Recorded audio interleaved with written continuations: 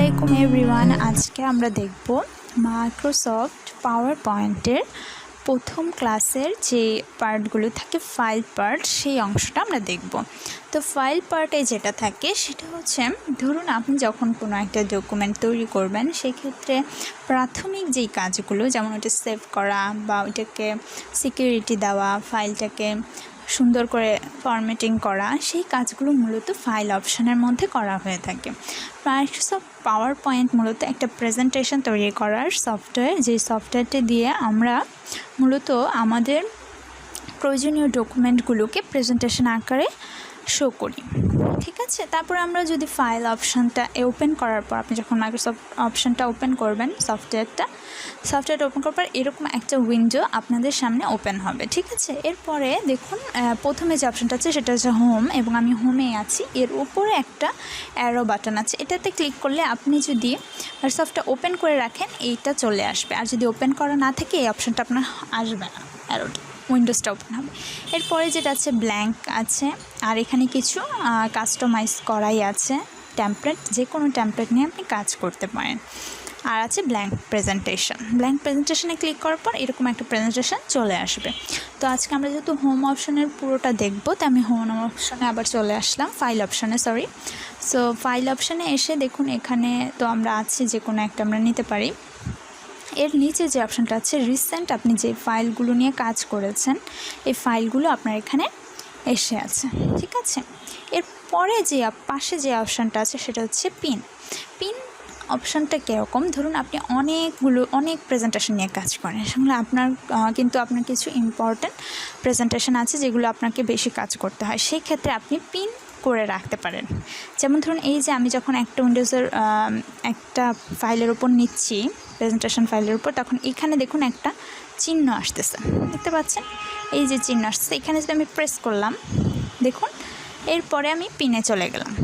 এই যে তখন কিন্তু কোনো পিন ফাইল ছিল না, এখন কিন্তু পিন ফাইল চলে এসেছে। এখন আমি চাচ্ছি না, এটা আমি পিন হিসেবে রাখবো না, সেই ক্ষেত্রে আমি এখানে আনপিন করে দেব। আশা করি বুঝতে পেরেছেন, এটাই হচ্ছে হোম অপশনের কাজ, ফাইলের ভিতরে হোম অপশনের কাজ। এরপরে যেটা আছে সেটা হচ্ছে নিউ অপশনে আমি ক্লিক করার পর এই যে দেখুন, এই যে কিছু রেডিমেড ট্যাম্পলেট আসে, এই ট্যাম্পলেটগুলো মূলত হচ্ছে এখানে তৈরি করাই আছে, আপনি শুধু জাস্ট এগুলোকে কাস্টমাইজ করে আপনার প্রেজেন্টেশন মেক করে ফেলতে পারেন। এটা খুবই সহজ, এখান থেকে যে কোনো একটা সিলেক্ট করে আপনি কাজ শুরু করে দিতে পারেন। এই যে এটা প্রিভিউটা হবে এইরকম, জাস্ট ক্রিয়েটে দিলে ডাউনলোড হয়ে এটা আপনার উইন্ডোজে চলে আসবে। এরপরে যে অপশানটা আছে সেটা হচ্ছে ওপেন অপশানটা হচ্ছে, আপনি আগে যে প্রেজেন্টেশনগুলো কাজ করছেন, এখন আপনি চাইছেন এই প্রেজেন্টেশনের সাথে আপনি অন্য প্রেজেন্টেশনগুলো ওপেন করবেন, সেক্ষেত্রে আপনি এটা করতে পারবেন। অথবা আপনি চাচ্ছেন আপনার জিমেল থেকে এটা নিয়ে আসবেন ফাইল, সেটাও পারবেন, অথবা আপনার পিসি থেকেও পারবেন, অথবা যদি কোনো কোনো ওয়েবসাইট থেকে যদি নিয়ে আসতে চান সেটাও পারবেন, অথবা ব্রাউজার থেকে ব্রাউজ করেও আনতে পারবেন। এরপরে তাহলে এই অপশানটা সবাই বোঝা গেছে আশা করি। এরপরে আপনি চলে যাচ্ছি ইনফোটা অনেকটা মাইক্রোসফট ওয়ার্ডের মতো, মাইক্রোসফট ওয়ার্ডে কিন্তু ডিটেলস দেখানো হয়েছে, তারপর আপনার যদি দেখে না থাকে ওখান থেকে দেখে আসতে পারেন। এই যে পাশে যে অপশানটা আছে, এই অপশানটা হচ্ছে আপনার ফাইলের ডিটেলস, অর্থাৎ আপনার কতটুকু লেখা আছে, কয়েকটা স্লাইড আছে, টাইটেল কি, ট্যাগ কি, এগুলো সব এখানে লেখা থাকে। ঠিক আছে, এরপরে নিচে আপনার যে অ্যাকাউন্টে লিখেছেন অ্যাকাউন্টের নাম থাকবে। এরপরে আছে তিনটা অপশান এই পাশে, বাম পাশে। তো এখানে হচ্ছে প্রোটেক্ট প্রেজেন্টেশন, এখানে ক্লিক করলে দেখুন আপনি চাইলে আপনার প্রেজেন্টেশনটাকে কী করতে পারবেন, একটা পাসওয়ার্ড দিয়ে রাখতে পারবেন, যাতে এই ফাইলটা আর কেউ ওপেন করতে না পারে। ঠিক আছে, আমি এখন একটা পাসওয়ার্ড দিলে, তারপর ওকে দিলে কিন্তু পাসওয়ার্ডটা অ্যাক্টিভ হয়ে যাবে, এবং এই ফাইলটা সেভ করার পর ওই পাসওয়ার্ড ছাড়া কিন্তু এই ফাইলটা কেউ ওপেন করতে পারবে না। এই নিচের অংশগুলো মূলত অ্যাডভান্স লেভেল, এগুলো তেমন একটা প্রয়োজন হয় না, এই অপশানটা প্রয়োজন হয়। এগুলো হচ্ছে সেভের ক্ষেত্রে আপনি যদি দিয়ে দেন, সেক্ষেত্রে কিন্তু সবাই এটা ওপেন করতে পারবে না, অথবা ওপেন করতে হলে পাসওয়ার্ড লাগবে, অথবা শুধু পড়তে পারবে কিন্তু কোনো এডিট করতে পারবে না। ওকে, এর পরের যে অপশানটা আছে সেটা হচ্ছে সেভ। তো সেভে ক্লিক করলে এটা আমরা সবাই বুঝি, সেভ এবং সেভ অ্যাজের কাজ কিন্তু কাছাকাছি, কিন্তু এক না। সেভ মূলত আপনি একটা নতুন ফাইল তৈরি করেছেন, সেই ফাইলে আপনি কিছু লিখেছেন এবং সেটাকে আপনি সেভ করতে পারবেন আপনার পিসিতে অথবা ওয়েবসাইটে অথবা ব্রাউজারে অথবা আপনার ইমেইলে আপনি সেভ করে রাখতে পারবেন। এটা হচ্ছে সেভের কাজ, এটা হচ্ছে Ctrl+S দিয়েও সেভ করা যায়। এখন সেভ এবং সেভ অ্যাজের পার্থক্য নিয়ে কিন্তু আমি ভিডিও মেক করেছি, আপনারা চাইলে দেখতে পারেন মাইক্রোসফট ওয়ার্ডের ক্ষেত্রে। এরপরে যে অপশানটা আছে সেটা হচ্ছে সেভ অ্যাজ। এখন আপনি যে ডকুমেন্টটা তৈরি করেছেন সেই ডকুমেন্টে আপনি কিছু এডিট করেছেন, এডিট করার পর আপনি চাচ্ছেন ওই ডকুমেন্টটাও থাকুক এবং এডিট করার আগে যে ডকুমেন্টটা এবং পরের ডকুমেন্টটা দুইটা আলাদা ডকুমেন্ট হোক। সেই ক্ষেত্রে আপনি সেভ অ্যাজ দেবেন এবং সেভ অ্যাজ দিয়ে একটা দিস পিসিতে যদি আপনি করেন এখানে একটা নাম দিয়ে জাস্ট সেভ প্রেস করলে দুইটা আলাদা আলাদা হয়ে যাবে। এডিটের আগে যেটা ছিল সেটাও থাকবে এবং সেভ অ্যাজ এডিটের পরে যেটা হয়েছে সেটাও থাকবে। এরপরে যেটা আছে সেটা হচ্ছে প্রিন্ট অপশানটা হচ্ছে, ধরুন আপনি এই পাওয়ারপয়েন্ট স্লাইডটা প্রিন্ট করতে চাচ্ছেন পেপারে, সো এখানে আপনি কিছু অ্যাড করে দেবেন। আপনি পিডিএফ হিসাবে করবেন, ফ্যাক্সে করবেন না কীভাবে করবেন সেটা আপনি দিয়ে দিবেন এবং এখানে স্লাইড কোন স্লাইড করবেন বা কারেন্ট স্লাইড করবেন শুধু নাকি সব স্লাইড করবেন সেটা আপনি দিয়ে দেবেন এবং ফুল স্লাইড আসবে নাকি কীভাবে করবেন, এক পেজে 2টা করবেন না এক পেজে 6টা স্লাইড প্রিন্ট করবেন সেটা আপনি এখান থেকে করতে পারবেন।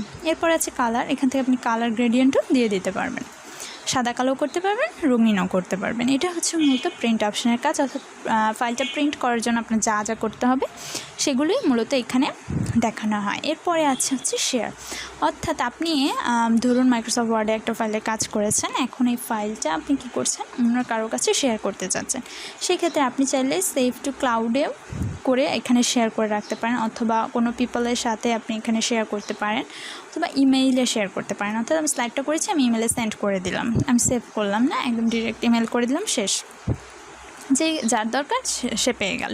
এবং প্রেজেন্ট অনলাইন অথবা অনলাইন ওয়েবসাইটে আপনি সেভ করে রাখতে পারেন, এটা করলেও করা যায়। এরপরে যে অপশনটা আছে এক্সপোর্ট, এটা খুব ইন্টারেস্টিং। আমি এক্সপোর্টে ক্লিক করলাম। এক্সপোর্টে ক্লিক করার আমরা অনেক সময় পাওয়ারপয়েন্ট প্রেজেন্টেশনকে পিডিএফ হিসেবে সেভ করতে চাই, সেক্ষেত্রে এই যে ক্রিয়েট পিডিএফ এখানে ক্লিক করলে দেখবেন যখন আপনার সেভ জন্য উইন্ডোটা আসবে তখন এই যে দেখুন পিডিএফ হিসেবে অপশানটা এসেছে, পিডিএফ দিয়ে তারপরে এখানে নাম দিয়ে জাস্ট পাবলিশড দিলে আপনার কিন্তু পিডিএফ হিসেবে প্রেজেন্টেশনটা সেভ হবে। এরপরে যেটা আছে সেটা হচ্ছে ক্রিয়েট ভিডিও, অর্থাৎ এখানে দেখুন আপনি চাচ্ছেন আপনার প্রেজেন্টেশনটাকে ভিডিও আকারে সেভ করতে, যে স্লাইড বাই স্লাইড দেখাবে ভিডিও হয়ে যাবে জিনিসটা, আমার কষ্ট করে কিবোর্ডে প্রেস করে বা টাইম মেনটেন করে করতে হবে না। এখানে চাইলে আপনি ক্রিয়েট ভিডিওস দিয়ে এটাকে ফুল এইচডি একটা ভিডিও মেক করে ফেলতে পারেন, অথবা যে কোনো সাউন্ড যদি অ্যাড করতে চান সেটাও এখান থেকে কিন্তু অ্যাড করতে পারেন রেকর্ডিংয়ের জন্য।